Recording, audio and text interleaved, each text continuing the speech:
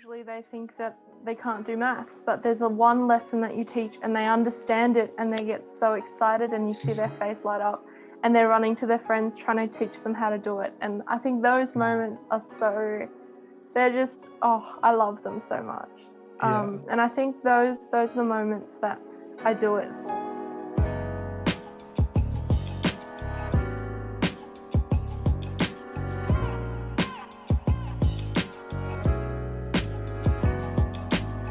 Hello and welcome to the Padlocks and Pathways conversation, where we inform, challenge and inspire students by allowing people to share their stories as humans and professionals. In today's episode, we are joined by Doris. Doris is currently in her 5th and final year of studying a Bachelor of Education, majoring in secondary education mathematics and a Bachelor of Science degree. She has excelled academically at university, including being a Sydney Scholar recipient, Dean's List recipient, and recipient of the Vice Chancellor's Global Mobility Scholarship. But those are a mouthful indeed. Her passion for teaching has led her to teach mathematics in New South Wales schools, including Xavier College, Epping Boys High School, and Asquith Boys High School. Doris is also the recipient of the Great Teaching Inspired Learning Cadetship, which allowed her to become an educational paraprofessional at Epping Boys High School. She's also spent time overseas in Sweden studying and teaching, and attended a Swedish university where she studied teaching and learning within the Swedish school system. With that being said, Doris, thank you for joining the conversation. Thank you for having me. One of the things that we like to emphasize on these conversations is those last 2 years of high school. And I think those are quite important and formative for particularly a young adult. So I just want to take you back to your end of high school experience and give you a chance to reflect on what that was like. For those that don't know you, like we both attended the same school, Cherrybrook Technology High School. So to start with, like, how would you describe your approach to those last couple of years of your high school experience? Were you someone that excelled academically? Did your interests lie outside the classroom? What was that period like for you? Well, I think that most people who knew me in high school would have considered me academically driven.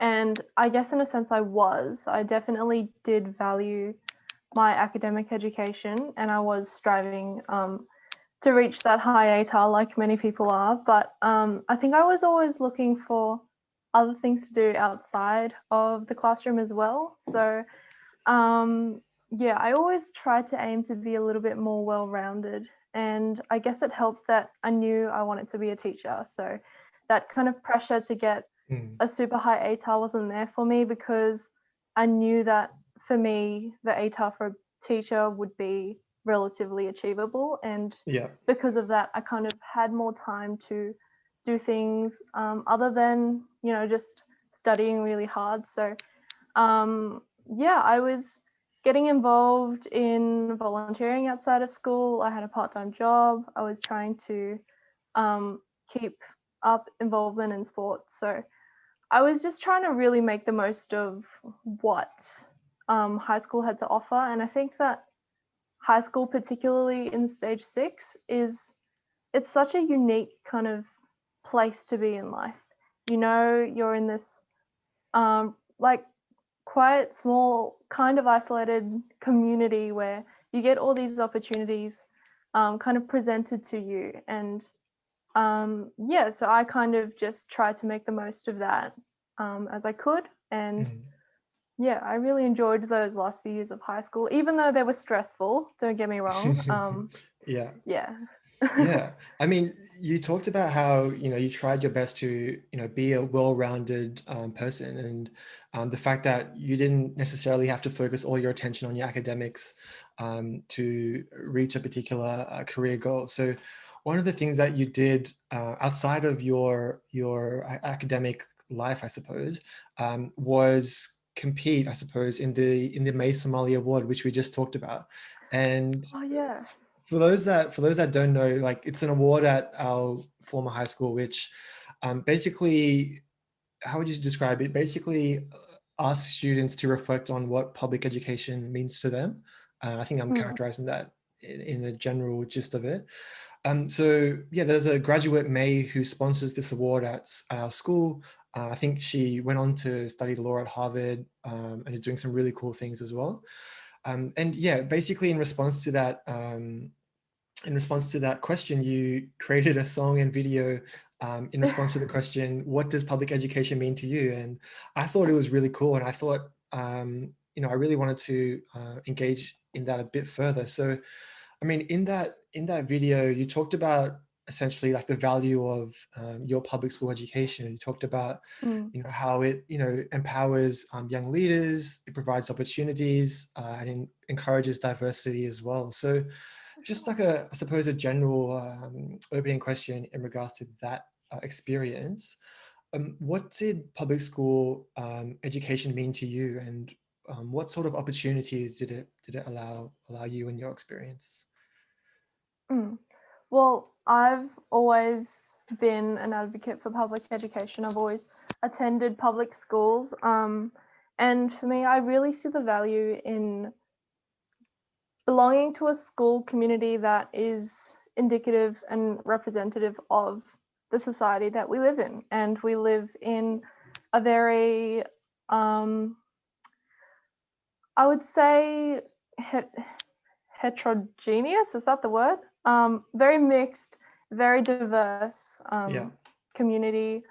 And I think that for us to be able to engage with that world that we're going to graduate into, it's very important that we experience kind of interactions and working with people from all walks of life that we're going to also meet in society. And I think that public education and comprehensive schools is a really good way for us to do that. So in our school, we were the largest comprehensive high school in New South Wales, population-wise, and there were people from all backgrounds pursuing all different kinds of careers and pathways. And I think it was just a great melting pot of just diversity and community. And it was very impactful for me personally. And belonging to a community such as Cherrybrook Technology High School was really empowering for me, because I think getting to work alongside all these different people and hear different perspectives has kind of, I think it helps you to appreciate difference a little bit more. And in terms of my career, it's kind of helped me to know that I want to stay in the public sector of education, and that's where my passions lie. And I think that, that's what we should invest in for the future generations as well, because it's, especially in our school, which was so big, there were people for everyone. Like, I don't think that there was any situation where you couldn't find someone to relate to in some way, because there were so many different people and everyone kind of had different interests or different stories to tell. One of the lines in the song, granted it had to rhyme, so it's a little bit great song. It was a weird, really great song. But I think the opening line was misfits fitting in, friends by nature, not by skin. And I think, that was something that I saw a lot at Cherrybrook, especially in my own experiences.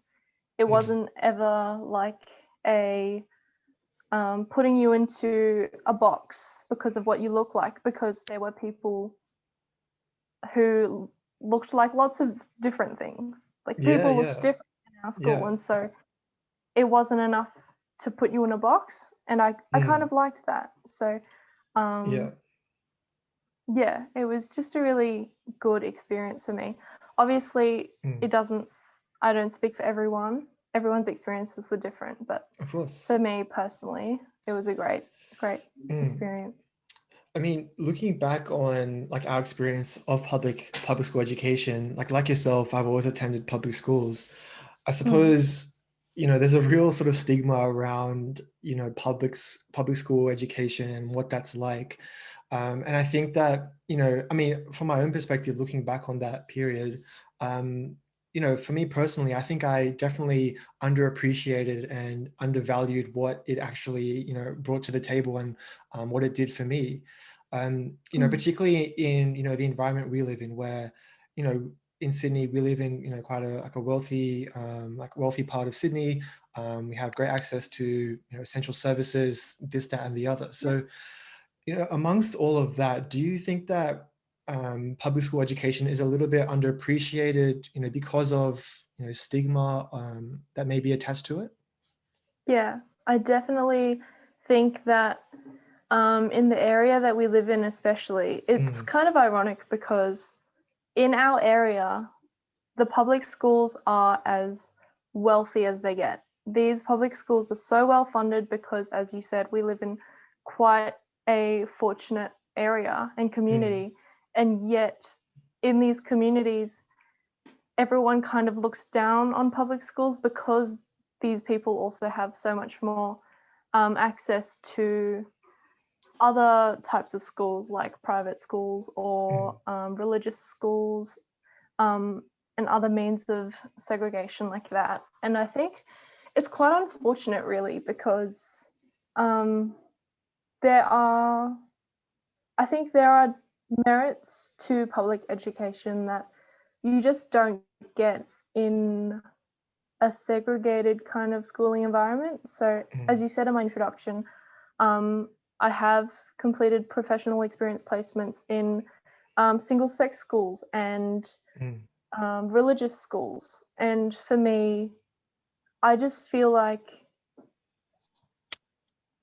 some schools can be very effective for particular demographics, but as a whole, there's something about a completely comprehensive schooling environment which you miss out on things if you're excluding particular students.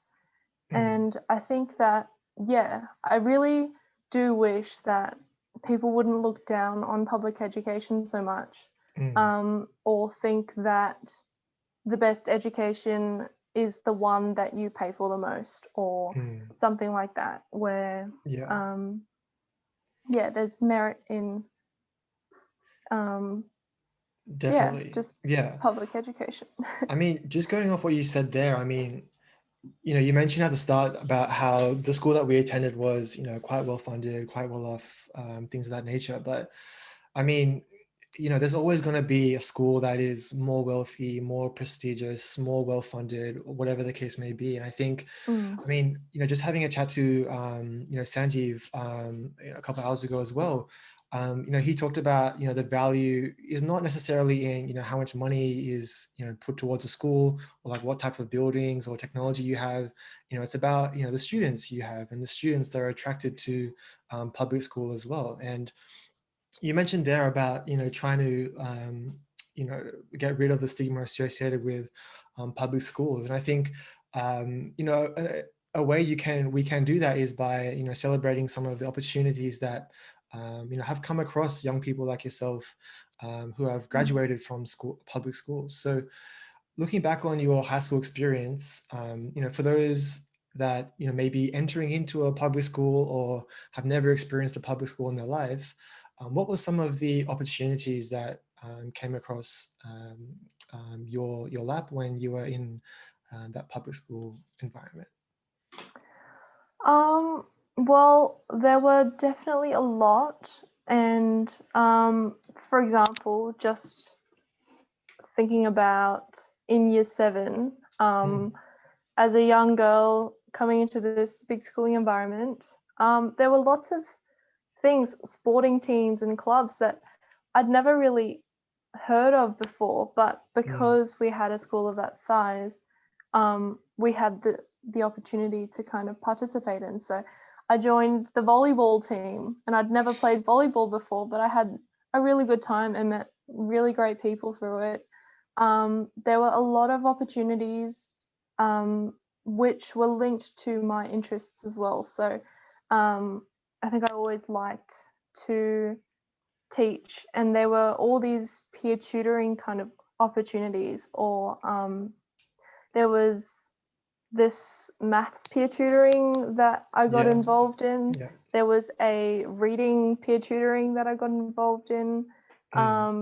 There was a big sister program, which was such a great initiative, where senior girls were kind of paired up with groups of young year 7 girls, and they got to kind of mentor them and get to know them and just be another friendly face for these young girls who are just starting high school. And I thought that was such a great initiative. What else? I think one of the things that was really unique to Cherrybrook, which I wasn't necessarily that involved in, but really, really loved being a part of, was our multicultural days. Yeah. They were so great. The food, the shows, everything was just so spectacular. And I think it was because of the unique diversity that we had that we were able to have that. And I think that's something that perhaps is more readily available in a public school where, you know, there's a lot of different people, which is something I thought was brilliant. Other things I got involved in, there were so many opportunities for student leadership as well. So I got involved in SRC in year 10, and then was lucky enough to get onto the senior student exec team with you in our senior years, and that was a great honor. Yeah. I mean, yeah, you were a part of that team, but you were also the school captain as well. So, I mean, I did want to talk about that experience a bit as well, because, you know, whilst you are amongst an executive team, I imagine that you shouldered, you know, quite a bit of responsibility in that position, particularly for a school of that size and that prestige, things of that nature. So, I mean, going into that particular position, were there any reservations or concerns that you had going into that particular role? I mean, I was talking in my conversation with Sanjeev just a moment ago, we were talking about our fear of public speaking. What sort of challenges did you face on your leadership journey? Well, I think for me, I was so I think I had so much respect for the school captains that came before us. They were so brilliant, they were well loved, and I think I held them in such a high regard that I think it was really difficult for me to step into their shoes and feel like I was a worthy kind of person to be there in that position. And I think 100% there with Sanjeev, the fear of speaking. I didn't think I was afraid of public speaking until I became school captain, and suddenly I just became so nervous and aware of how awkward I felt up on the stage. But yeah, I think in hindsight, looking back, I wish I just brought in more confidence to that role and kind of filled the position in the way that I could have if I just let go of what I thought people were expecting from me, or you know, thought I had to do but couldn't. And yeah, it was definitely nervous, but I learned a lot and I grew a lot, and it was such a good experience overall. What was the most rewarding part about being a school captain or being a part of those leadership teams?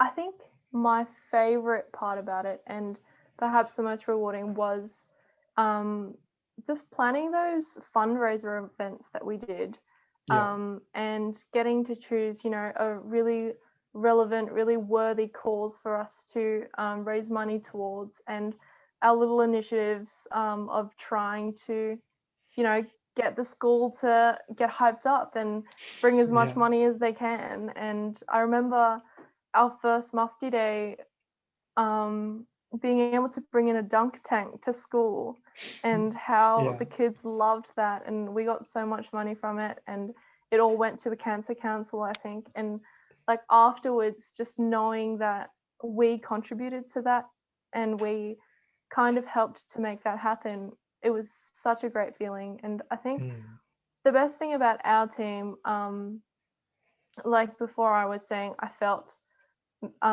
maybe a little bit incompetent as the school captain, but the best thing about us, I think, was that I think we were all kind of very on the same level, and everyone did their part and kind of worked together really well. And it was such a joy to be working with that team, and everyone had their own skill set. Everyone kind of brought their own opinions and personality to the table, and it was a really, really fun team to be a part of. And I think that made it so much more rewarding. Yeah, I think like obviously it's really cool to hear about, you know, some of the most rewarding parts about being school captain. I think there's definitely value in that. But I also think it's, you know, really refreshing to hear about some of, you know, your concerns and, you know, reservations you had going into that position as well. Like you touched on there about, you know, prior to entering that role, you sort of created like an expectation of like what an ideal like leader would be in that particular role. And you know, you might have started comparing yourself to that person and saying, oh crap, I don't have XYZ skills, I don't have this experience, I don't have this personality. And at least in my own experience, you know, I definitely resonate with that particular message as well.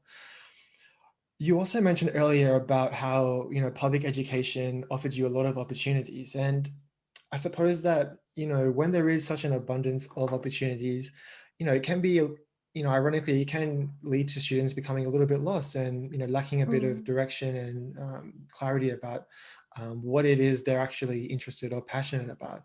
So just taking you back towards the end of that high school period, particularly in year 12, did you have a clear vision of what you actually wanted to pursue later down the line? Did you have, you know, set in stone your passions and interests, or were you still sort of figuring that out at that stage? Well, as I've kind of mentioned before, I think I always knew that I wanted to be a teacher and I had passion in education. But ironically, I think it was those last few kind of moments before the HSC, when we were putting in our UAC preferences, when I started having the most doubts about becoming a teacher. I think especially because I was getting older, I was kind of becoming more aware of, you know, like societal expectations and financial prospects and things like that, which I never had to notice before when I was 8 years old and going, I want to be a teacher. Like that never had to cross my mind. And I think especially, you know, growing up in a middle class Chinese first generation like immigrant family, I kind of felt like I owed it to myself to pursue the grandest occupation I could, kind of in the sense of, you know, the typical Lawyer, like doctor. doctor, lawyer, Yeah. engineer kind of vibe, right? Yeah. And I think I had a lot of adults around me telling me, like, oh, why are you settling for teaching when you could pursue something better or like make a better life for yourself, things like that. And I think that kind of mindset did kind of take over for me for a little while, and I was starting to really look into engineering because I thought, okay, I like maths. What else can I do with that? Maybe engineering. And I seriously looked into it for a very long time. And I even got sponsored by the school to go on this women in engineering camp for a week in the holidays. And I was almost going to choose it. It was on my UX preferences. But then I kind of realized, you know what? I don't know what an engineer does. All I know is that people think that it's prestigious and that I might make more money in that role than I would as a teacher. But ultimately, I think my heart has always been set on teaching and on education. And ultimately that's kind of what I went for. And here's not to say that I haven't, regretted it or, Of course. changed my mind or like been hesitant, but I think it's what I'm sticking with. And hopefully it all works out in the end, but Yeah, of course. I mean, yeah, going back to the idea of, being lost and lacking a bit of direction, you may have just touched on it there, but, if there is someone potentially in high school in the early or later years who, may be struggling to figure out what their interests or passions are, and, who may not have those set in stone, what advice or suggestions would you potentially give to that person? I do think, firstly, keep your options open, I think. Yeah. Like, don't close any doors yet if you don't know what you want to do, because you never know when you might change your mind or, miss out on an opportunity that would have been really great for you because you didn't consider it. I also think, well, there was some really good advice that I got from a teacher of mine who said that, a lot of us, especially in our generation, we're all so caught up in following our passions, following what we want to do, when we could also be, following what society needs and what like what needs there are in society and how we could help to fill them. So maybe if you don't really have an idea what you want to do yet, you could always look at different things that your society or community are in need of, and maybe you could look into that a bit more and see if any of that would be something you would want to help with. Another thing I wanted to talk about, which I think was quite interesting, is how you decided to pursue teaching at university, and you touched on there like just a minute ago about you had a lot of people in your ear saying different things about what you should do, what has better career prospects, what's going to earn you the most money, and I mean personally I can definitely resonate with those sentiments. So, and I think it takes a lot of courage and willpower to fend those sort of messages off and to really stick to your guns, I suppose, particularly when you're that young. So I mean, you mentioned there that there was a particular pressure on you to choose a particular like a university degree after high school, but what made you pursue a double degree of education and science in university? You mentioned that obviously teaching was something you've been passionate about for a long time, but what was it about those two degrees in particular? Well, actually, the University of Sydney only offers education as a double degree, unless you want to do it as a postgraduate, like Masters of Teaching kind of thing. Yeah. So it was kind of the only choice if I wanted to pursue teaching. But I guess it's a matter of why did I decide to teach maths as opposed to, doing a Bachelor of Arts and teaching something fun like English or something like that. And I think that came down to the advice that my teacher gave that I just shared about going for what's a need. And I think Australia has a strong need for more teachers in STEM subjects such as science and maths and technology. And that's kind of where I decided to go, especially because there were scholarships up for grabs in those areas. And I kind of went, okay, well, if I'm not going to make lots of money in the future, I might as well get a scholarship now. So that's kind of what I went for. Definitely, yeah. And I mean, at Cherrybrook, we were lucky enough to have some really cool teachers and amazing teachers. Apart from, your strong passion for teaching, which you've had for a long time, were there any, potentially teachers that, you had along the way that inspired you and that you saw as like role models or mentors or something along those lines?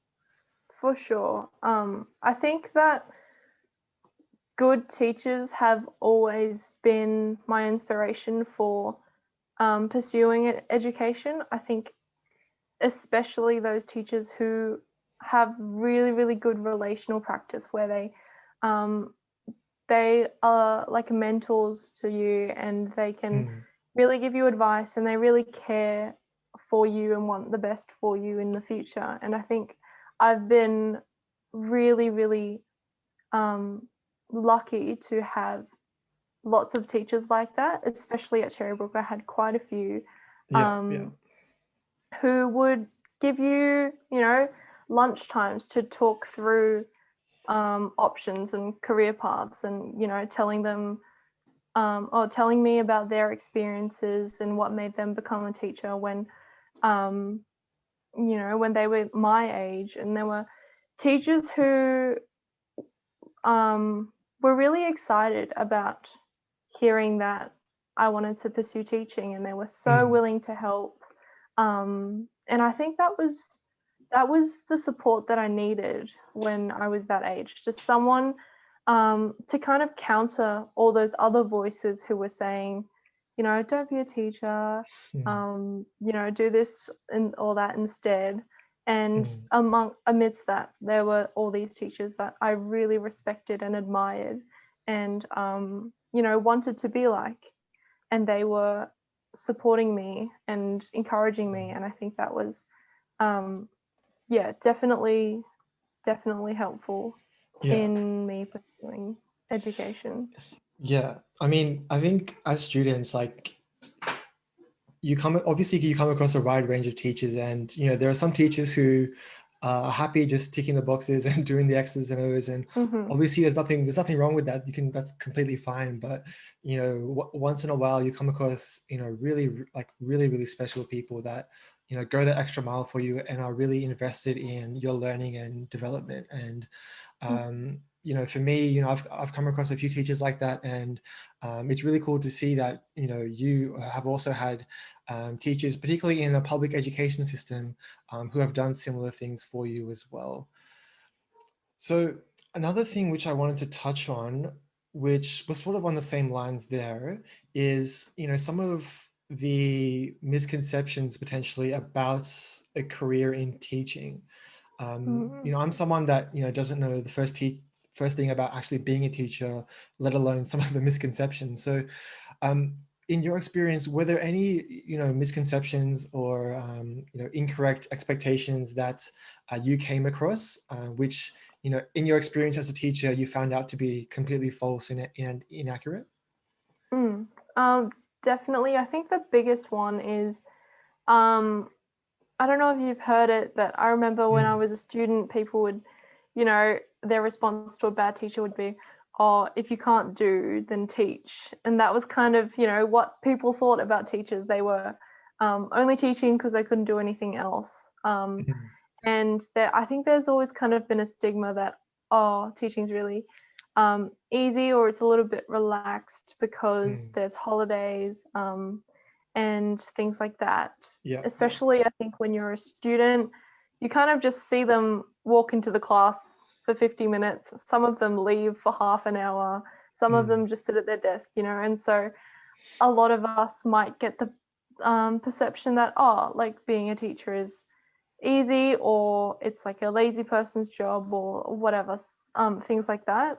And I think going into initial teacher education and going on placements and working in a school, I really see how hard teachers work. They have so much preparation that goes into the classes that they teach, especially the really good ones. Then there's like meetings, professional development, there's accreditation, there's interviews with parents, and like there's so much that they do. And I have so much respect for teachers even more so now, studying to become one than I did as a student, even though I already felt like I had a lot of respect for them. And I think that, yeah, people who kind of look down on teachers don't really understand how difficult of a profession it is. So, like, I know so many teacher friends right now who plan all the way through their school holidays because they want to be prepared for the new year, or like they're just constantly thinking about their students, or they're constantly buying maths textbooks to see what everyone's doing and trying to find the best questions, or like there's just so much thought and preparation that goes into a good teacher's practice that lots of people don't really see. And I think I really do encourage people to maybe try and think about what's deeper than face value for what your teachers might present in the class, and just trying to have a bit more of an appreciation for them. I know some of them, I get it, not the best, but I think there are lots of teachers out there who are really passionate about what they do, and they put in a lot of effort, and we're all trying to make our education system better, and that's kind of the goal for us. So I mean, like hearing you say that like reminds me of when I was back in school, and to be honest with you, I was someone that definitely underappreciated the teachers that I had. Honestly, me too sometimes. Though, I think it's natural just to, like, you as a young person, you take them for granted a bit, and because you don't understand that particular perspective. For sure. So it's really cool how your perspective has changed now that you're slowly entering that particular profession. And I suppose along the same lines, one of the motivators for this particular project is to allow young people to share their experiences entering diverse professions and careers. And I think that is really valuable for students, particularly in high school or early university, who might not actually know, some of the real life insights into what it's actually like being in a particular profession. So as you touched on there, alongside your university degree, you've also been able to undertake several placements and like work experience related jobs as a teacher or paraprofessional in a few different schools across Sydney, as well as overseas. So just to start off with, for someone who might not know exactly what a teacher does, you touched on it there briefly, but what is a typical day in the life of a teacher? So a typical day in the life of a teacher, I guess, would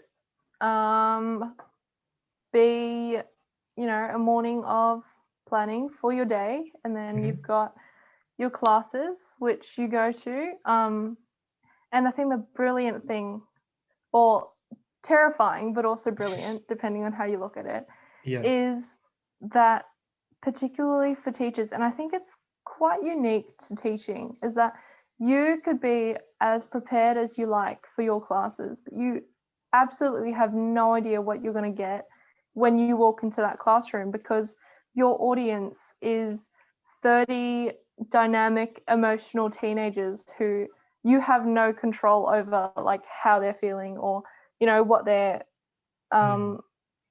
rest of the day looks like. And so you kind of go in there and you're kind of engaging with them in the real time. You can't prepare for the interactions that you're gonna have with your students. And I think that's what makes teaching so dynamic and interesting. And so you kind of go to your periods and you have no idea if you're going to come back, super encouraged and inspired, or completely drained. But that's the teacher's day, and they just do it period in, period out, day in, day out.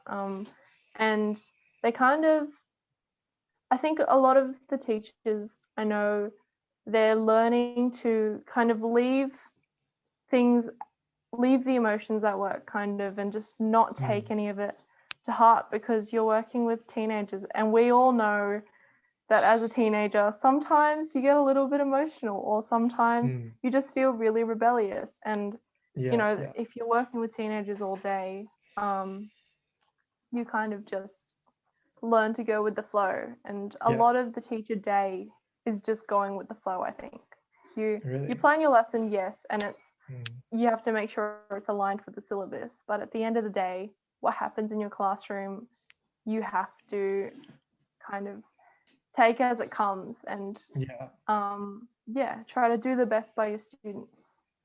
We were talking off camera about, some of the experiences you've had teaching, and most of them have been in like high school environment. So, working in a high school environment, I imagine is difficult at times, to put it mildly.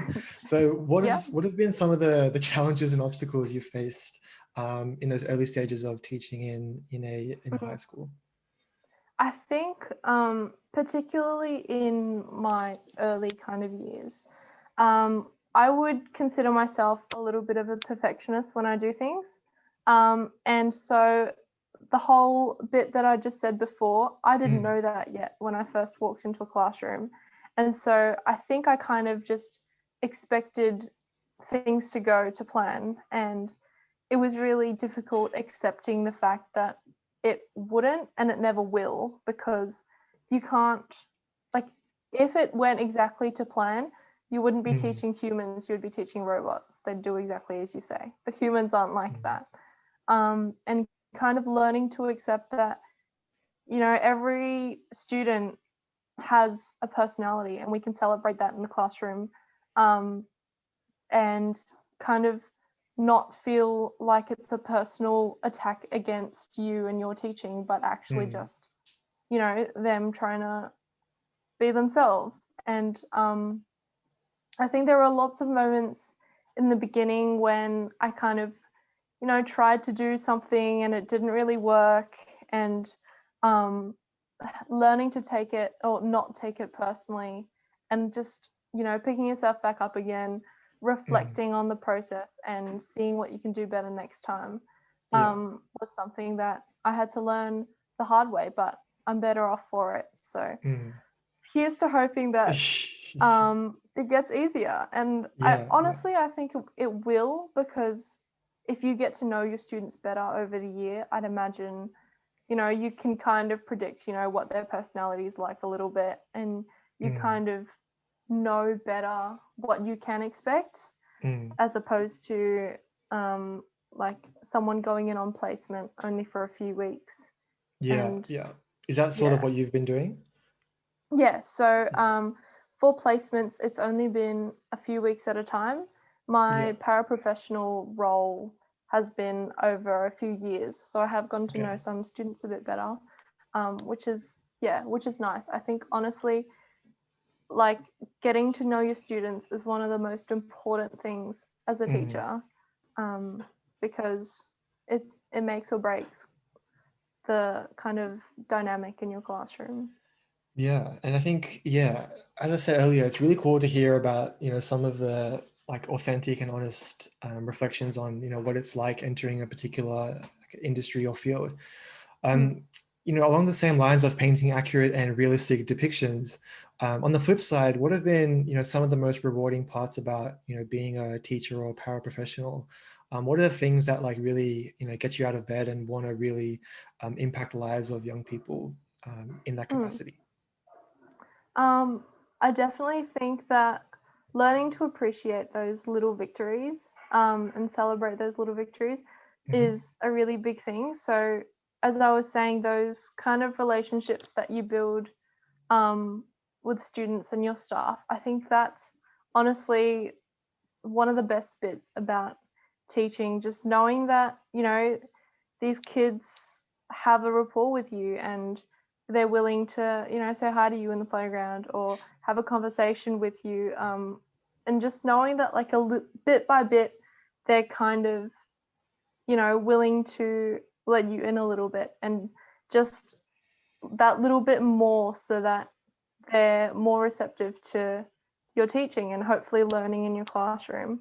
And I think, yeah, just those little moments. I think some people call them light bulb moments, but when you've been working with a kid for a while and they have a day where usually they think that they can't do maths, but there's a one lesson that you teach and they understand it and they get so excited and you see their face light up and they're running to their friends trying to teach them how to do it. And I think those moments are they're just, I love them so much. And I think those are the moments that I do it for. And sometimes you get them, once a day, once a week, but you get that moment and it makes you forget all the hard times that you had that week, because it just makes it worth it. And I think that's the best thing about teaching. Yeah, it's honestly really interesting to hear what it's like from the other side, from a teacher's perspective. And it definitely has prompted me to reflect on how I interacted with my teachers back then, because I think, at least in my own experience, the teachers I've had have come in with good intentions and have are really invested in the success of their students. So again, it's really refreshing to hear that particular insight there. Just to sort of cap off that particular part of the conversation, if I suppose in summary, if there is a young person out there who may be considering a career in teaching, but is on the fence, is not too sure if they want to do it and study it in university, what would your suggestion or advice be to that person who is a little bit unsure of that particular pathway?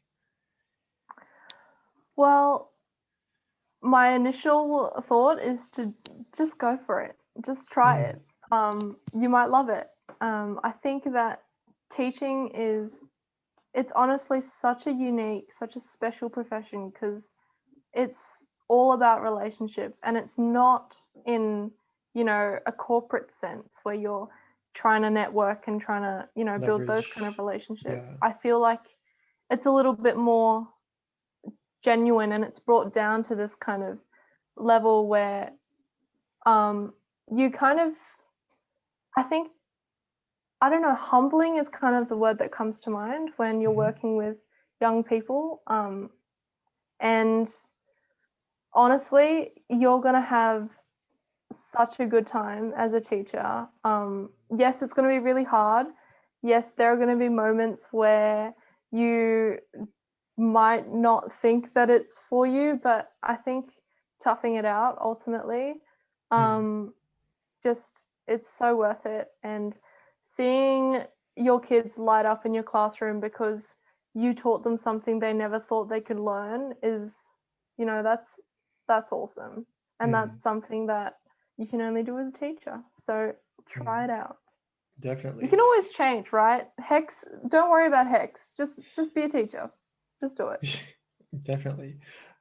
I think my hex stat is slowly getting up there at the moment, but let's not talk about it. Let's not. We'll worry about it later. Yeah. We don't earn enough yet. We don't have to worry about it.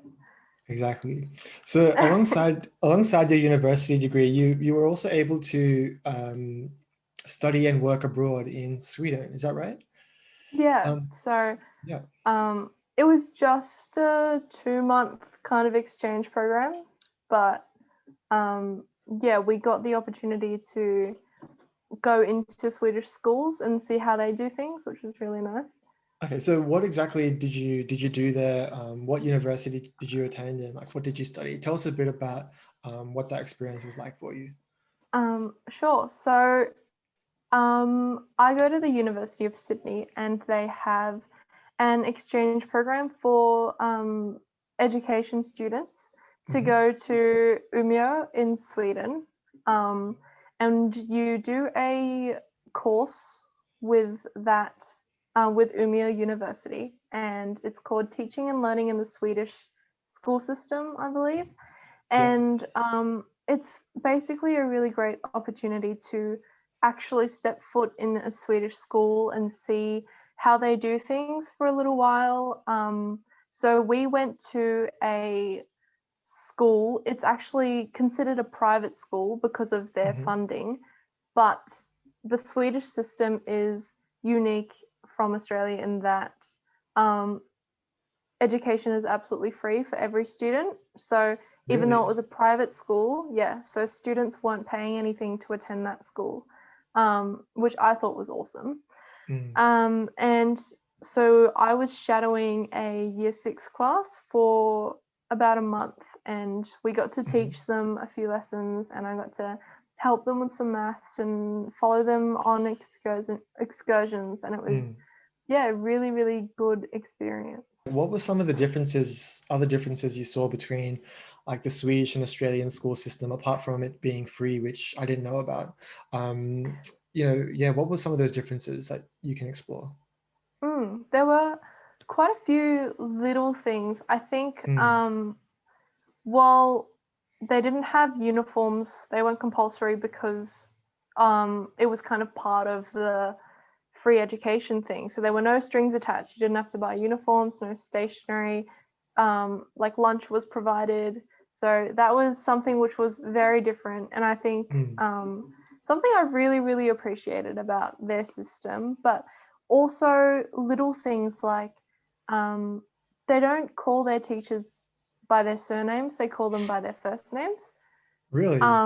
Yeah, which is really, really different, because over here it's seen as kind of disrespectful to call your teacher by their first name. But over there, it was really interesting to see how they actually balanced their relationship and their dynamic. So it was just as respectful, but it felt more personal. And it was also because they actually keep the same teacher for 3 whole years, in the same class for 3 whole years.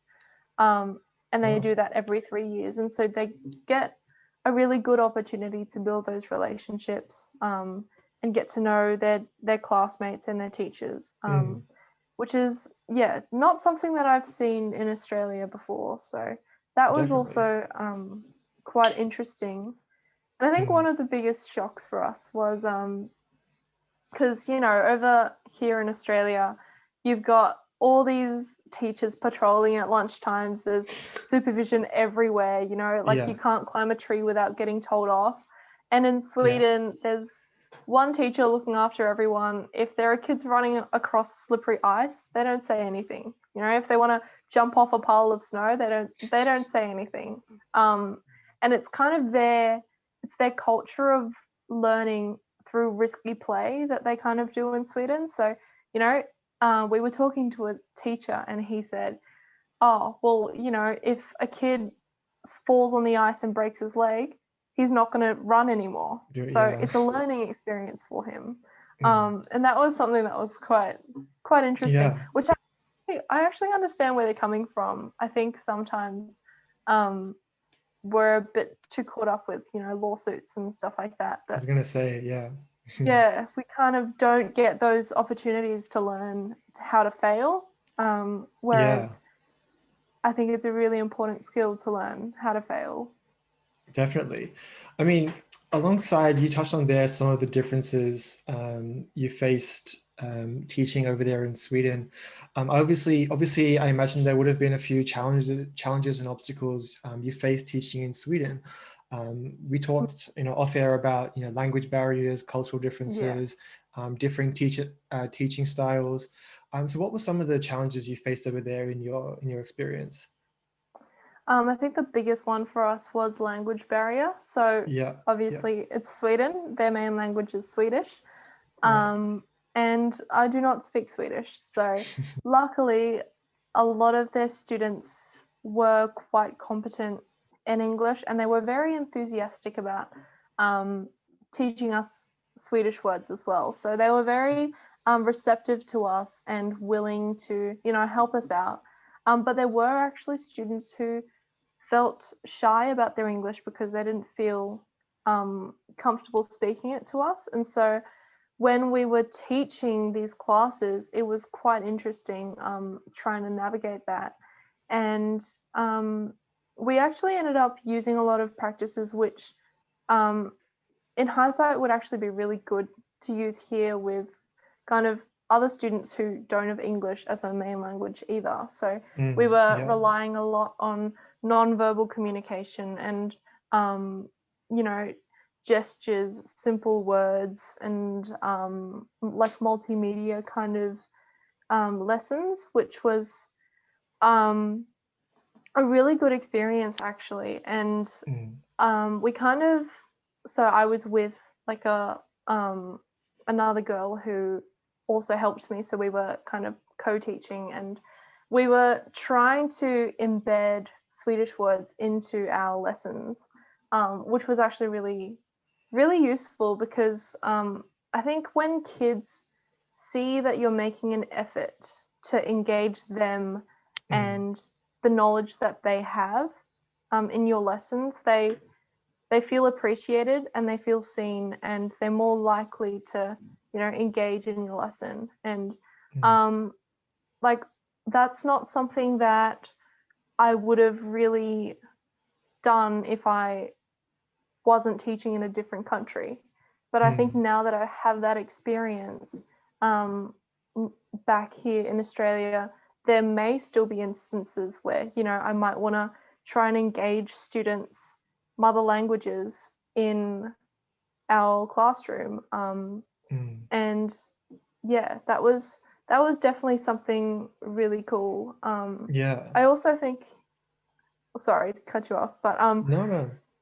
there was this one instance where, like, despite the language barrier, there was this kid in he was kind of in an afternoon like maths lesson because he was falling behind, I think, and there was something that he didn't know how to do, but through like diagrams and pictures and letting him write on my Surface Pro, he was like, he felt like he understood it, and it was it was really cool.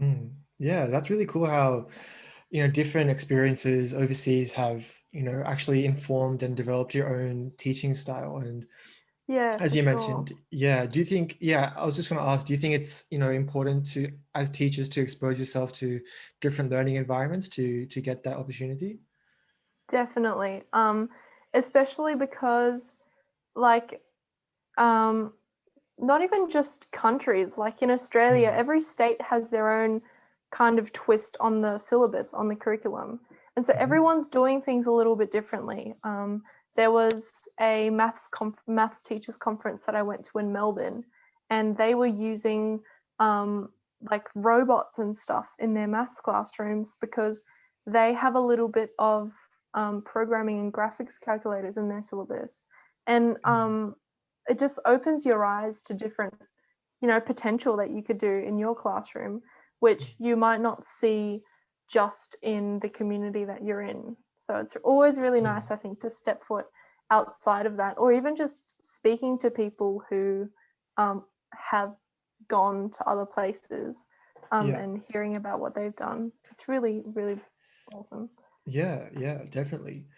Doris, that almost brings us to the end of our time. That's gone really quickly, to be honest with you. Oh, that was really quick. Yeah, I mean, we're coming up to an hour. So, I mean, to finish, I just wanted to sort of go full circle and take you back to that video you did back in high school. I mean, like I've written down here, like one of the interesting parts you talked about was how we as students are the future generations that will see a better world. So to end on, I just wanted to ask quite a general question. You know, you might have already answered it in part earlier, but for somebody out there, particularly for a student in high school, or university, you know, who may, you know, have an intention to, you know, make a better world or to make an impact in whatever they're interested in, but is not entirely sure about how they're going to make that impact. Is there any final message or piece of advice you would give to that person who lacks that direction or clarity? I think that ultimately everyone has their own kind of path and their own direction, and like, honestly, society always tells us, you know, you've got to know this by this particular point in your life and be sure of this and that and then that. but everyone works on their own timeline, and just because you don't know what you want to do now doesn't mean you're never going to figure it out, as long as you keep, you know, having that passion, that desire to, you know, help or make the world a better place. I'm sure that you're going to find a need which you want to fill one day, or you're going to keep searching for you know, a passion that can help others. And just never stop striving to reach that main goal of yours, whether it's, you know, helping people or giving back to your community, or whatever your you know, end goal is. Just always be on the lookout for ways to do that. And I think if you're doing that in all your little actions, just like with that intention in mind, I think you'll look back and realize that, well, even in all your little actions, you've been doing it all along, and you have been making a change. And, you know, that's like all we can hope for, just to, you know, help leave an impact on the world and leave our mark, and yeah, make the world a better place. Yeah, I mean, you said it best in that video, I think. You know, we are the future generations that will see a better world. So, I mean, on that note, Doris, like I said, yeah, we're almost at an hour now. So just wanted to say a big thank you. I'm very grateful that you've taken time out of your day to have this conversation. You know, I think that a lot of people will benefit, particularly people who are interested in, you know, a path similar to yours. I think it's really cool how, you know, you were very honest and transparent about your experiences, not just your successes, but also, you know, your failures, the hurdles you overcame and the challenges you encountered. So I just want to thank you for your honesty and transparency today, and also for your time as well. Thank you so much for having me, Sid. I think this is such a great kind of podcast to be doing. And yeah, I really hope that yeah, people listen to this and get something out of it.